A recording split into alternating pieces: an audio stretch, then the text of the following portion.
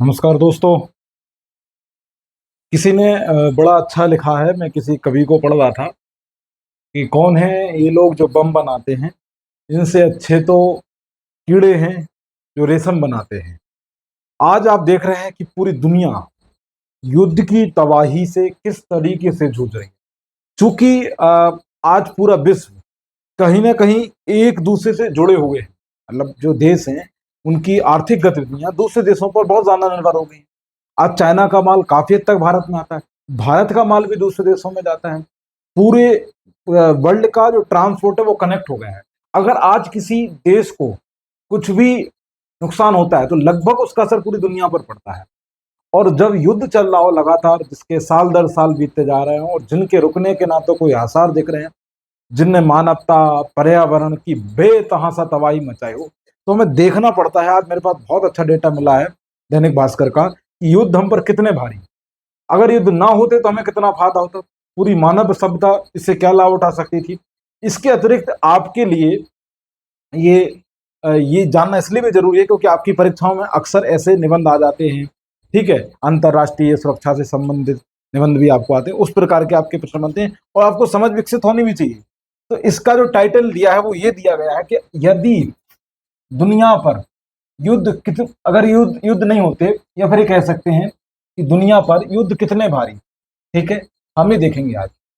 अगर 1970 के बाद से कोई भी हिंसक संघर्ष नहीं होता तो वैश्विक जीडीपी आज कितनी होती? 12%। और ये किसने कहा है? जर्नल ऑफ पीस रिसर्च ने ये कहा है कि अगर भाई साहब 70 के बाद 1970 के बाद अगर विश्व में कोई वैश्विक संघर्ष ही नहीं होता तो आज विश्व की जीडीपी कितनी होती? 12%। यह अध्ययन इस बात की तस्दीक करता है कि दुनिया ने युद्धों की कितनी बड़ी कीमत चुकाई है और रूस, यूक्रेन, इसराइल, ईरान, फिलिस्तीन के बीच मौजूदा संघर्ष कितने भारी पड़ने वाले हैं।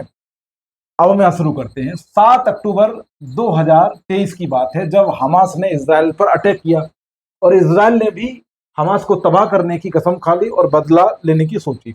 तब से आज तक इसराइल हर दिन 7 अक्टूबर 2023 से हर दिन कितने डॉलर खर्च कर रहा है? 26 करोड़ डॉलर। अगर इसे भारतीय रुपए में देखा जाए तो कह सकते हैं कि 2185 करोड़ रुपए इसराइल रोज खर्च कर रहा है। किस पर? वॉर पर, युद्ध पर, मारकाट पर, जान लेने पर। और गाजा, और इतने हालात बदतर हो चुके हैं गाजा के। कहां के? गाजा के। कि यदि गाजा में आज युद्ध रोक दो आप और आज से ही वहां पर काम शुरू कर दो, आर्थिक गतिविधियां शुरू कर दो, कंस्ट्रक्शन का काम शुरू कर दो, जो जैसा सामान्य जीवन था वैसा का वैसा सामान्य जीवन गाजा में आज आरंभ कर दो, तो भी रिपोर्ट बताती है कि उसको 2092 तक का समय लग जाएगा। मतलब इतना लंबा वक्त। आज हम 2024 में खड़े हैं, मतलब 2092 तक ही जाकर क्या होगा? गाजा इस स्थिति में पहुंच पाएगा। इतना पीछे जा चुका है, सदियों पीछे पहुंच गया गाजा। संघर्ष से हमें ये मिला है। इसके अलावा इस संघर्ष में ईरान भी कूद गया बाद में, है ना। खून पड़ने से न केवल विश्व में पूरी शांति के लिए खतरा पैदा होगा, बल्कि शिक्षा, स्वास्थ्य, पोषण जैसे मसलों पर भी वैश्विक संकट मंडरा रहा है। अंग दिन करीब 2.5 साल शुरू हुआ, रूस और यूक्रेन का युद्ध भी अभी भी जारी है। इन्होंने भी बड़ी कीमतें चुकाई हैं, हम उसके डेटा पर भी बातचीत करेंगे। ठीक है, एक बात ध्यान रखना। अब देखिए कुछ आंकड़ों पर उसी की बात कर रहा हूं। जंग की इतनी बड़ी कीमत, किसने कितना नुकसान सहा? जो ये है ना, ये डॉलर में है, सॉरी अरब में है। रूस को जो अभी तक नुकसान हुआ है 200 अरब डॉलर रुपए का नुकसान हुआ है। यूक्रेन को 152 यूक्रेन को कितना हुआ? 152 अरब डॉलर का नुकसान हुआ है। इसराइल को 68 अरब डॉलर का नुकसान हुआ है युद्ध के चलते। कहां कितने मारेगा? रूस में 1,20,000 लोग मारे जा चुके, ध्यान रखना। यूक्रेन में 70,000, फिलिस्तीन में कितने? 41,000, इसराइल में 700 लोग अपनी जान गंवा चुके हैं। और जिनकी जाने गई, जो वहां पे जो दर्द झेल रहे हैं, सोचकर देखिए उनकी जितनी कितनी भयावह होगी। अगर आपसे तो कोई ये भी कह दे कि आज आपको घर नहीं जाना है तो आप बड़े बेचैन हो जाते। वहां तो उनके घर ही मिटा दिए गए, तबाह घर के घर, बस्तियों की बस्तियां जला दी गई।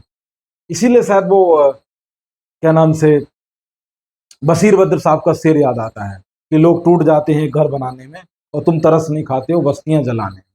ठीक है, ध्यान रखना। इस तरीके के। अब सवाल है कहाँ कितने विस्थापित हुए युद्ध की वजह से। मान लो कोई व्यक्ति इधर रह रहा था और उसे यहाँ पर युद्ध हुआ, तो उसे इस जगह से दूसरी जगह जाने में जो मेहनत लगी उसी को क्या कहा जाता है, विस्थापित। एक से दूसरी जगह जहाँ पर जाने को क्या कहा जाता है, विस्थापित। और सभी आंकड़े जो लाख में होंगे, तो रूस से कितने 6.68 लाख लोग विस्थापित हुए, मतलब उन्होंने स्थान बदला, एक से जगह दूसरी जगह छोड़कर बसे हैं जाकर। यूक्रेन में कितने 63 लाख लोग विस्थापित हुए हैं। गाजा में 17 लाख लोग विस्थापित हुए हैं। और ये जो रिपोर्ट है वो यूएस की ऑफिशियल और संयुक्त राष्ट्र की एक रिपोर्ट है, वहां से पता चलता है। तो ये युद्धों की कीमत है, युद्धों ने इतना सब कुछ हमको दिया, इतनी बड़ी हमको कीमत चुकानी पड़ी। इसके अलावा जंग के इस तरह से हो रहे हैं 5 बड़े नुकसान। 5 बड़े नुकसान हो रहे हैं आपको अगर ऐसे तरीके से युद्ध लड़े जा रहे हैं जिस तरीके से आज। आर्थिक क्षति, पहली क्षति क्या है, आर्थिक क्षति। भारतीय जीडीपी से 5 गुना ज्यादा खर्च हो गया है। मैं पढ़ के बता देता। युद्ध का आर्थिक व्यापक प्रभाव, institute for economics and peace की 2023 की रिपोर्ट के अनुसार वैश्विक स्तर पर युद्ध और हिंसा का वार्षिक आर्थिक प्रभाव कितना रहा है, 19.1 ट्रिलियन डॉलर। यह राशि वैश्विक जीडीपी का कितना है, 13.5%। मतलब भारत की जीडीपी ना उससे 5 गुना ज्यादा हम यहाँ पर बर्बाद पैसा कर चुके हैं युद्ध पर, लड़ने पर। हैरत की बात है। अगला, जनहानि। मतलब पिछले 2 सालों में कितने 2,33,000 जाने चलेंगे, इतने लोग मर चुके हैं। ठीक है, पिछले 2 साल में 2,33,000 लोगों की जान गई। सोच कर देखिए, मतलब ये लोग धरती पे नहीं। और ऐसा नहीं था कि इनकी कोई जो मृत्यु थी वो प्राकृतिक थी, ये युद्ध की चपेट में आए, उन्होंने अपने इनकी जीवन की लीला समाप्त हो गई। अगला डेटा देखिए, भुखमरी। युद्ध के चलते विश्व में जो भुखमरी है वो बहुत खतरनाक बढ़ती जा रही है। युद्धग्रस्त देशों में भोजन की कमी कितनी है, 40%। आप जानते हैं कि भोजन सबसे बुनियादी जरूरत होती है। जब आप सुबह उठते हैं तब आपको खाना चाहिए, और जब आप रात को सोते हैं तब आपको नींद आती है, जब आपको भोजन अच्छा मिलता है। और यहाँ तो क्या है, खाने की कमी। युद्ध और भुखमरी का गहरा संबंध है। विश्व खाद्यान्न कार्यक्रम 2024 रिपोर्ट के अनुसार युद्ध प्रभावित देशों में लगभग 60% लोग खाद्य की असुरक्षा का सामना कर रहे हैं। इसका मतलब यह है कि अगर वहां पे 100 लोग हैं, 100 में से 60 लोगों को तो खाने नहीं मिल रहा है। ये इतनी बड़ी समस्या है। और ये सब किसकी वजह से, युद्ध की वजह से। ग्लोबल हंगर इंडेक्स 2023 के अनुसार युद्धग्रस्त देशों में भुखमरी का स्तर शांतिपूर्ण देशों की तुलना में कितना है, 40% अधिक है। तो ये स्थिति है हमारी, युद्ध के चलते भुखमरी इतनी बढ़ गई। अगला, शिक्षा का क्या आलम है। जंग की वजह से 7.5% जो बच्चे हैं, करोड़ 7.5% करोड़ बच्चे स्कूल से बाहर हो गए। मतलब शिक्षा पर इतना बुरा असर पड़ा है। और आप जानते हैं कि अगर किसी समाज को आगे बढ़ना है तो शिक्षा वहां की क्या है, बेसिक नीड है, बुनियादी जरूरत है। और वहां पे तो यहाँ पे तो नहीं बताया कि युद्ध के चलते ही 7.5 करोड़ से अधिक बच्चों को स्कूल अपना छोड़ना पड़ा, उन्हें अपनी शिक्षा से हाथ गंवाना पड़ा। ठीक है, और 3,790 स्कूल नष्ट कर दिए गए युद्ध के चलते। अगला क्या है, सेहत, हेल्थ पर क्या असर पड़ा युद्ध प्रभावित देशों में संक्रामक रोग 45% ज्यादा रहे। मतलब वहां पर कोरोना जैसी बीमारियों के बढ़ने के चांस ज्यादा रहे जहां पर युद्ध हो रहा है। और ध्यान रखना, जब युद्ध होते हैं तो जो शासक वर्ग होता है उनके ईगो का मसाज हो जाता है, उनके ईगो की मालिश हो जाती है। इसको जो झेलना पड़ता है, इसको जो बर्दाश्त करना पड़ता है, वो करती है आम जन। इसका सीधा असर पड़ता है नागरिकों पर। और अगर युद्ध और तबाही जैसी और भी चीजें आ रही हैं, या किसी ने हम आक्रमण कर दिया किसी पर, तो उसमें भी अगर सबसे ज्यादा अगर देखा जाए जिनको उत्पीड़न का और कष्ट का सामना करना पड़ता, उसमें 3 वर्ग आते हैं, ध्यान रखना। आपके वृद्धजन, महिला और आपके बच्चे। किसी भी आपदा में ये 3 बहुत ज्यादा शिकार, इन पर सबसे ज्यादा नकारात्मक असर पड़ता है, क्योंकि ये कहीं ना कहीं निर्भर होते हैं दूसरों पर। बुजुर्ग भी कहीं ना कहीं दूसरों पर निर्भर हैं, बच्चे तो बहुत रूप से हैं, कुछ महिला आत्मनिर्भर मान लें एक हद तक अपवादों को छोड़कर। तो ज्यादातर महिलाएं भी परिवारों पर निर्भर होती हैं और ये सबसे ज्यादा शिकार होते हैं। ऐसी तबाहियों में इनका सबसे ज्यादा शोषण होता है, और वो किसी भी रूप में हो सकता है। हम तो यही दुआ करते हैं जहां पर युद्ध चल रहे हैं वहां जो लोग हैं उनके साथ सहानुभूति है यार। वो कैसे जी रहे होंगे आप सोच नहीं सकते, कल्पना नहीं कर सकते। यहाँ जो सामान्य जीवन है वो तो भूल ही जाए वो, ठीक है। आगे आते हैं।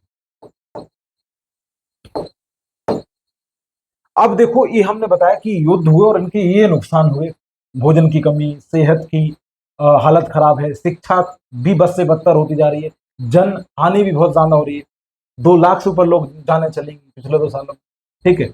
आर्थिक नुकसान भी बहुत ज्यादा हुआ है। अब है सवाल कि यदि युद्ध ना होते तो, देखो अगर युद्ध ना होते ना भाई साहब, तो मैं आपको बता दूं कि एक वैश्विक रिपोर्ट है, सैन्य खर्च का 10% भूखमरी पर खर्च किया जाए तो 2030 तक, कब तक 2030 तक, कितने 69 करोड़ लोग भूखमरी से मुक्त हो सकते हैं। इसका मतलब ये कि जितना जो सैन्य खर्च किया जा रहा है यार, उसका 10%, मतलब सिंपल सी बात है कि अगर आप 100 रुपए काय पर खर्च कर रहे हो, अपने सैन्य पर खर्च कर रहे हो, और उस 100 रुपए में से अगर 10% भी तुम किस पर खर्च कर देते हो, भुखमरी पर, तो 2030 तक, कब तक, 2030 तक कितने लोग मुक्त हो जाएंगे इससे? 69 करोड़ लोग भुखमरी जैसे काल से निकल आएंगे बाहर, अगर युद्ध ना हो और हम एक रास्ता अपना लें शांति का, ठीक है। जब नोबेल प्राइज शांति मिलता है तो इसलिए तो हंसी आती है कि किस लिए और किसके लिए, ठीक है। आगे चलते हैं। अगला, यूनेस्को के अनुसार, ठीक है, सैन्य खर्च का 5% शिक्षा पर यदि खर्च कर दिया जाए तो, जो मैं वहां पर आपको बच्चों को बता रहा था, जो डेटा बता रहा था, कितने बच्चों को लाभ मिलेगा, मैं इधर लिख देता हूं, ठीक है। करोड़ बच्चों को लाभ मिलेगा यदि सैन्य खर्च का कितने 5% भी अगर कर दिया जाए, तो इतने करोड़ बच्चों को एजुकेशन मिल जाएगी अगर इन युद्धों को रोक दिया जाए। और वहां पर जो हम इतना पैसा झोंक रहे हैं, बर्बाद कर रहे हैं, उसके जगह इन्हें तो ये फायदा हो जाएगा। अगला, डब्ल्यूएचओ का कहना भी यही है, डब्ल्यूएचओ कह रहा है कि 2%, किसका, मैं बार बार इस बात दोहराऊंगा,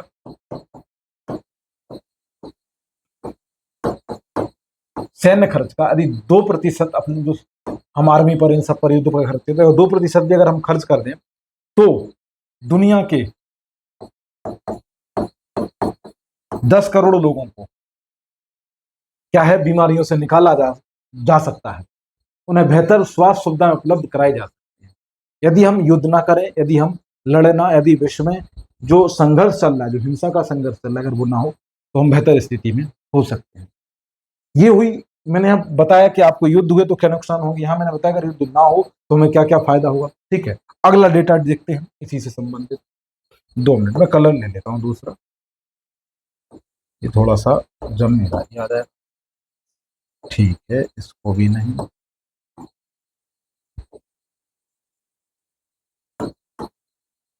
चलिए लाल वाले जाना चाहिए फिर तो,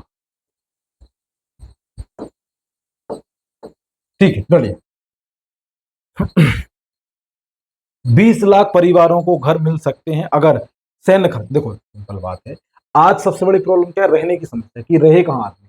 तो यदि इतना 0.5%, जो हम, वही चीज मैं बार बार बोलूंगा, सैन्य खर्च जो हम सेना पर खर्च है, उसका इतना प्रतिशत अगर खर्च कर दिया जाए परिवारों पर, आवास बनाने पर, ठीक है, खर्च होने लग जाए तो कितने लोगों को मकान मिल जाएगा, 20 लाख लोगों को निवास मिल जाएगा, 20 लाख लोगों को अगर सैन्य खर्च का इतना प्रतिशत किस पर खर्च कर दिया जाए, आपका रेसिडेंस, आवास पर, ठीक है, तो इतने लोगों को रहने के लिए जगह मिल जाएगी। अगला, अगला डेटा देखिए, इससे जुड़ा होगा, यदि 3% खर्च कर दिया जाए, तो हम किस पर कर रहे हैं, सैन्य खर्च पर, उसका 3% यदि किस पर खर्च कर दिया जाए, पर्यावरण पर, तो 5 करोड़ टन CO2 का उत्सर्जन कम हो जाएगा। मतलब बहुत ही शानदार क्रांतिकारी चेंज, परिवर्तन होगा ये अगर ऐसा कर दिया जाए तो। लेकिन बात वही ना, ऐसा कर दिया जाए तो इतने सारे समिट, इतनी सारी संस्थाएं, इतने सारे ऑर्गेनाइजेशन, इतनी सारी जो मीटिंग होती हैं, हर साल होती हैं, लेकिन उनका कुछ भी आउटपुट नहीं निकल रहा, उनका कुछ भी फायदा नहीं दिख रहा, वैश्विक स्तर पर तो कम से कम नहीं दिख रहा है। तो ये नुकसान हमको झेलने पड़ रहा है आज युद्ध की वजह से। ठीक है, अब मैं आपको पिछले 25 वर्षों में हुए कुछ 5 बड़े खतरनाक संघर्ष दिखाता हूं। 1998 2003 की बात है, रवांडा में एक नरसंहार हुआ जिसमें कितने लोग मारे गए? 30 लाख लोगों की जान चली गई। इसके बाद अगला था सीरिया का गृह युद्ध, जहां पर कितने लोग मारे गए? 4,70,000 के आसपास लोग मारे गए। इनका अपना गृह, मतलब इधर 30 लाख और इधर 4 लाख। ये संख्या सुनने में तुम्हें एक आदर्श सी लगी होगी, एक नॉर्मल सा लग रहा हो, लेकिन सोच के देखिए कि 30 लाख लोग मर गए, मतलब कई शहर के शहर खत्म हो गए। फिर इराक में 2000, ये 2011, और ध्यान रखना सीरिया का अभी भी चल रहा है, वर्तमान में गृह युद्ध अभी भी जारी है 2011 से। इराक का युद्ध देखिए आप, 2003 से 11 के बीच अमेरिका ने वहां पर ये सब किया, और वहां पर कितने हुए?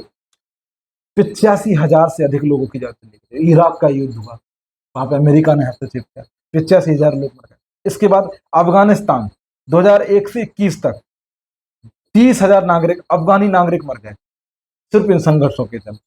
इसके अलावा जो आपको नहीं दिख रहा होगा शायद, तो मैं आपको दिखाने का प्रयास करता हूँ। ठीक है, ये मैंने छोटा लिया, इधर दिया है क्या नाम से, बोको क्या नाम से, हरम विद्रोह 2009 से वर्तमान में। ठीक है, इसमें 11,000 नागरिक मारे गए और लाखों लोग विस्थापित हो गए। और ये कहाँ चल रहा है? नाइजीरिया में।